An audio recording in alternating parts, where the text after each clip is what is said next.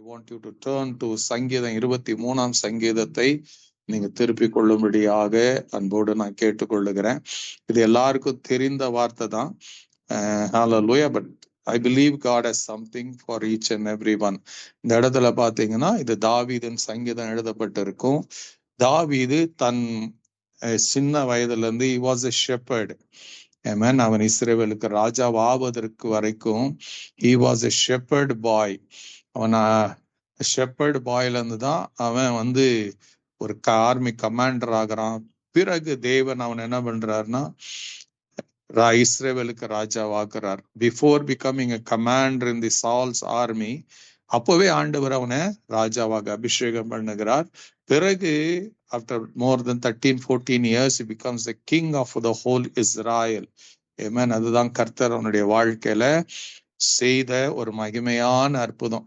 தன் மகிப்பனா இருக்கிற நேரத்துல தாவீது இந்த பாடலை இந்த சங்கீதத்தை அவன் பாடுகிறதை நாம் பார்க்கலாம். இந்த முதல் வசனத்துல நீங்க படிச்சீங்கன்னா அழகா அங்க சொல்லுவான் தாவீது, கர்த்தர் என் மெய்ப்பரா இருக்கிறார், நான் தாழ்ச்சி அடையேன். Amen. Hallelujah. The Lord is my shepherd, I shall not want. தாவீது சொல்லுகிற காரியம், கர்த்தர் என் மெய்ப்பரா இருக்கிறபடினால் every need of mind he takes care. என்னுடைய எல்லா தேவைகளையும், என் வாழ்க்கையில இருக்கிற எல்லா காரியங்களையும் என் தேவனாகிய கர்த்தர் அவர் பார்த்து கொள்ளுகிறார் என்பதுதான் தாவீதுடைய ஒரு கன்ஃபெஷன், ஒரு அறிக்கை மாத்திரமல்ல. It was his faith.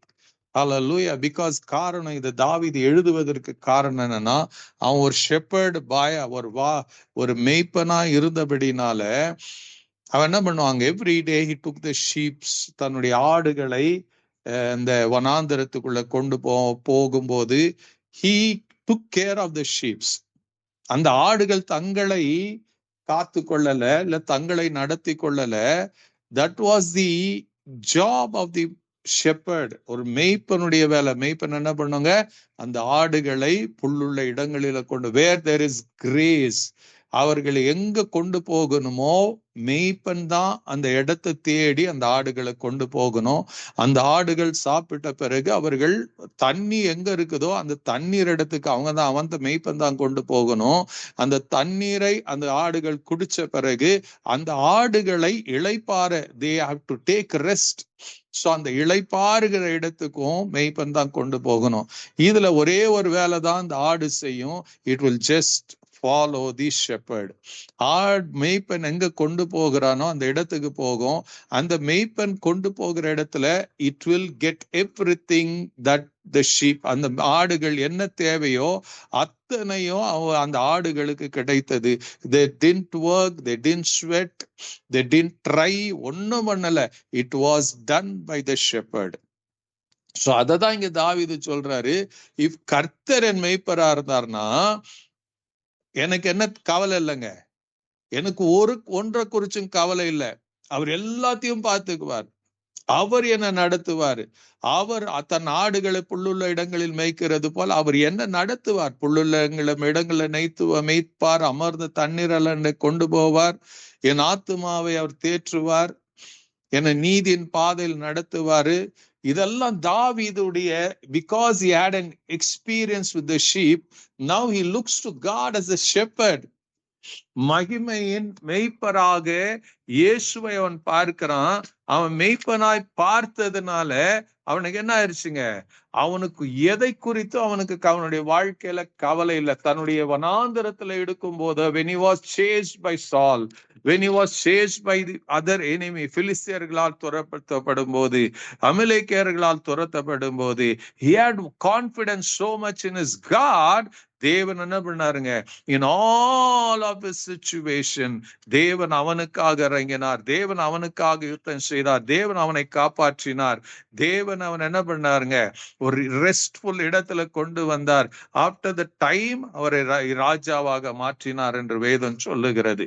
ஹல்லேலூயா. அதுதான் இயேசுவும் சொல்லுவாருங்க, when you look into the scripture, அப்போஸ்தலர் 10ஆம் அதிகாரத்துல பாத்தீங்கன்னா அவர் சொல்லுவார்,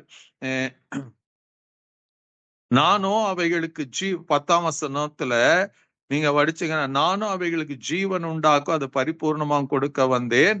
நானே நல்ல மேய்ப்பன். நல்ல மேய்ப்பன் தன் ஆடுகளுக்காக ஜீவனை கொடுக்கிறான். அப்போ இஸ் a குட் ஷெப்பர்ட். அவர் சொல்றாரு, தன் ஆடுகளுக்காக அவர் ஜீவனை கொடுக்க ரெடியா இருக்கிறாராம்.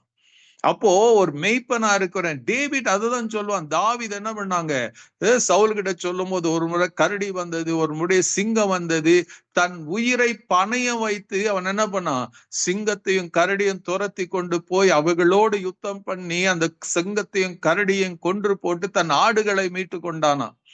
That is the way God does. Hallelujah. If God is your shepherd, if Jesus தான் உங்களுடைய ரட்சகரா, உங்க மீட்பரா, உங்க கர்த்தரா, உங்க ஆண்டவரா, அவர் உங்கள் வாழ்க்கையில இருப்பாரானால், hallelujah, he loves to take care of you. உங்களை பாதுகாக்கிறதுல இருந்து, உங்களை போஷிக்கிறதுல இருந்து, உங்களை தேற்றுகிறதுல இருந்து, உங்களை ஆற்றுகிறதுல இருந்து, உங்களை பலப்படுத்துகிறதுல இருந்து எல்லாவற்றையும் கர்த்தரே செய்கிறவரா இருக்கிறார். Amen. Hallelujah. You don't sweat for all your needs. Amen.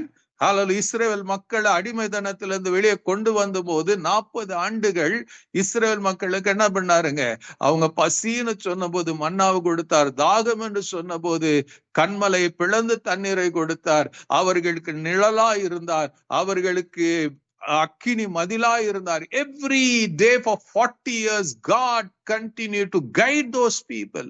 சத்ரு வரும்போது கர்த்தர் எழுந்தருளி செய்தார். God fought them. அவர்களுக்காக யுத்தம் செய்தார், அவர்களுக்கு நலமானதை செய்தார். So the same God, the same who was from the Genesis, அதே ஆண்டவர் தான் இன்னைக்கு இயேசுவா இருக்கிறாரு. அவர் என்ன பண்ண இருக்கிறாருங்க, he has willingly given his, உங்களுக்கு எப்படி தெரியுமா மீட்டு எடுத்து இருக்கிறார், your salvation, உங்களுடைய மீட்பு எல்லாம் சுலபமா வரல. Jesus sweated. அவர் கெத்செமனேல என்ன பண்ணாருங்க, அவருடைய வியர்வை துளி ரத்தமாய் மாறினதான். He shed his precious blood on the cross. சிலுவையில தம்முடைய விலையேற பெற்ற ரத்தத்தை, அந்த சிலுவையில கடைசி சொட்டு ரத்தத்தையும் அவர் உங்களுக்காக எனக்காக சிந்தினார். கடைசியில் அந்த போர் வீரன் விலாவில ஈட்டியால் குத்தப்பட்டது, ரத்தமும் தண்ணீரும் வந்ததா. It means the last drop of blood Jesus shed for you and me and redeemed. உங்களை மீட்டெடுத்திருக்கிறாரு. Hallelujah. You didn't work anything for your salvation. நீங்க ரட்சிப்புக்காக ஒரு வேலையும் செய்யல. He did it. ஒரே ஒரு காரியத்தை நீங்களும் செஞ்சீங்க. Somebody talked to you. யாரோ ரட்சிப்பை குறிச்சு பேசினாங்க, பாவ மன்னிப்பை குறிச்சு பேசினாங்க. You believed in that word. You accepted Jesus. இயேசு உங்க இருதயத்துல வரவேற்றீங்க, உங்க பாவத்தை அறிக்கை பண்ணீங்க, மனம் திரும்பினீங்க, ரட்சிப்பு வந்தது. Do you think any hard work நீங்க எந்த கஷ்டமாச்சப்பட்டீங்களா? ஒன்னும் கஷ்டப்படல. It was free. Salvation is free. எபேசியர் 2ல சொன்னபடி ஹalleluya, கிருபையினால விசுவாசத்தை கொண்டு ரட்சிக்கப்பட்டீங்க. இது உங்களால் உண்டானது அல்ல, இது தேவனுடைய ஈவா இருக்கிறது. It's a gift of God. Hallelujah.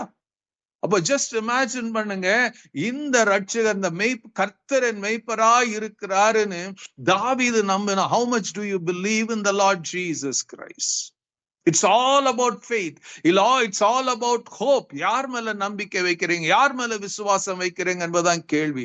Do you still believe in Jesus? Do you still believe in the promises of God? தேவனுடைய வார்த்தையின் மேல இன்னும் நீங்க நம்பிக்கை வச்சிருக்கிறீங்களா?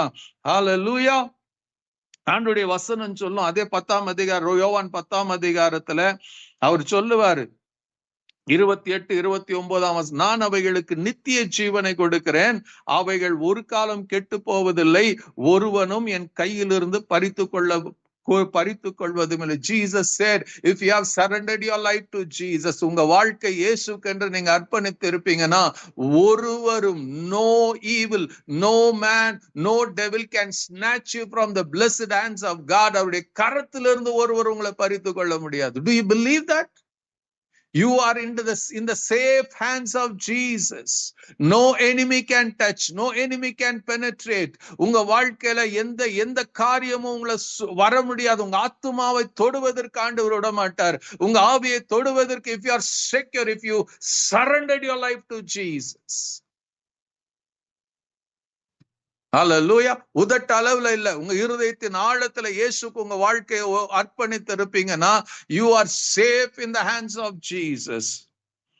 29ஆம் வசனத்தில் அவர் சொல்லுவார், அவைகள் எனக்கு தந்தை என் பிதா எல்லாரிலும் பெரியவராயிருக்கிறார், அவைகளின் பிதாவின் கையில் இருந்து பறித்து கொள்ள ஒருவனாலும் கூடாது. Nobody can snatch you, nobody can snatch any soul that has surrendered 100% to Jesus.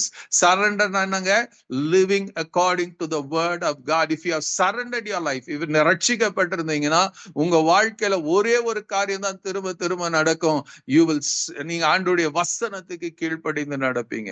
You will abide in the word. You will have no other choices. உங்க எமோஷன்ல நீங்க எதை வேணாலும் பேசலாம், but it's not going to work. You will surrender. எது வந்தாலும் ஆண்டவரே, மரியாதை போல உம்முடைய வார்த்தையின்படி எனக்காக கடவுது, இதோ நான் உமது அடிமை. That will be our response. Hallelujah.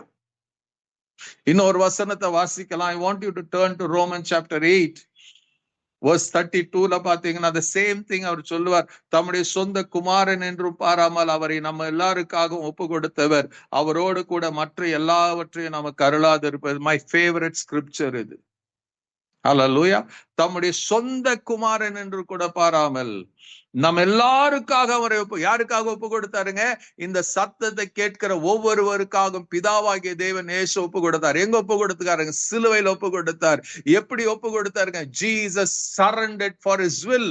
தேவனுடைய சித்தத்துக்கு தன்னை ஒப்பு கொடுத்தபடினால God said, if you are surrendering, then I am going to send you to the God. சிலுவைக்கு நான் அனுப்புகிறேன். On the cross you will die for my, எனக்கு இல்லப்பா, இந்த கெட்டு போகிற உலகத்தில் இருக்கிற எத்தனையோ கோடி கோடி மக்களுக்கு you are going to die.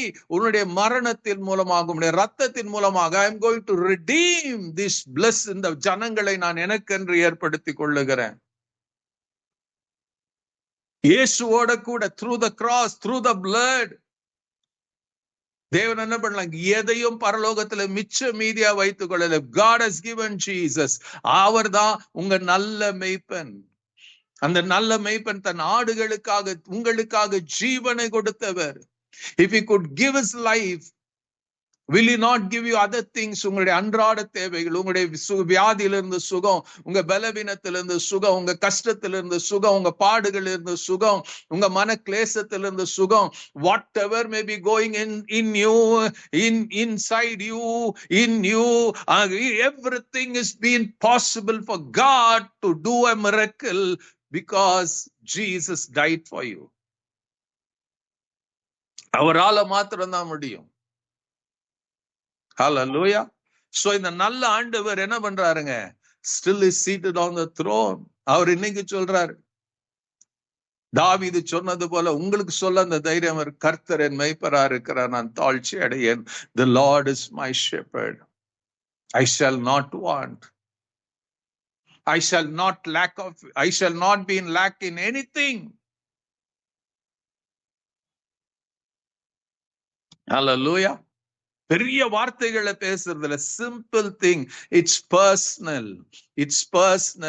See, நீங்க யாருன்னு உங்களுக்கு தெரியும், நீங்க யாருன்னு இயேசுக்கு தெரியும். உங்களுக்குள்ள இயேசு எந்த அளவுக்கு இருக்கிறார் உங்களுக்கு தெரியும், இயேசுக்கு தெரியும். பிரசங்கம் பண்ற எனக்கு தெரியாது, எனக்குள்ள இயேசு எவ்வளவு இருக்கிறார் உங்களுக்கு தெரியாது. ஆனா இயேசுக்கு தெரியும், இயேசு எனக்குள்ள எவ்வளவு இருக்கிறாருன்னு இயேசுக்கு தெரியும், எனக்கு தெரியும். So it's hallelujah. How much you have Jesus.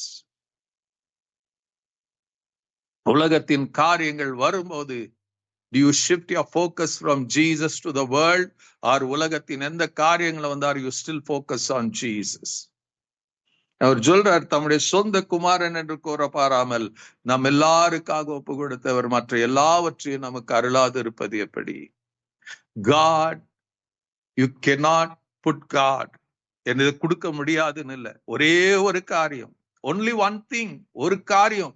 If Jesus is the shepherd, if Jesus is the Lord of your soul, ஆண்டவராக இயேசு கிறிஸ்து உங்கள் மேய்ப்பராக, உங்க ஆத்தும மணவாளனாக, உங்க ரட்சகராக, உங்க மீட்பராக உங்க வாழ்க்கையில முதலிடம் கொடுத்து நீங்க வைப்பீர்களானால்,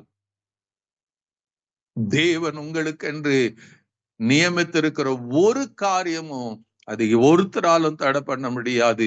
And nobody can snatch you out from the hands of the Lord. Blessed Lord.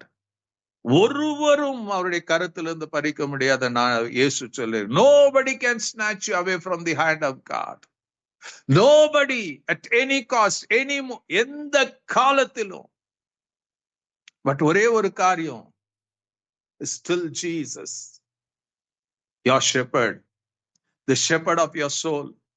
உங்க ஆத்தும ரட்சகராக, உங்க ஆத்தும மனவாளனா அவர் இருக்கிறாரா? Who is in your heart? Who is in your mind? Who is in your walk of life? யார் இருக்கிறாங்க உங்க இருதயத்திலும் உங்க மனதிலையும் உங்க பாதையில, உங்க நடக்கிற பாதையில யார் உங்கள் தலைவனா இருக்கிறார்? யார் உங்களை நடத்துகிறவரா இருக்கிறார்? Who is guiding your steps? Who is leading your life? It is Jesus. இயேசு உங்களை நடத்துகிறவரா இருந்தா, if God, Jesus is your shepherd, he takes the initiative to guide you, to lead you, to protect you, to safeguard you.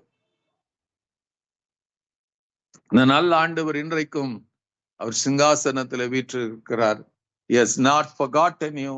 உங்களை மறக்கல, உங்கள் நினைவாக இருக்கிறாரு. Hallelujah. So better surrender your life. If நீங்க அர்ப்பணிக்கலனா, if you have not surrendered your life, this is a moment. அர்ப்பணிங்க, கர்த்தர் உங்களை அற்புதமாய் நடத்துவார். Thank you. Blessed be the name of the Lord.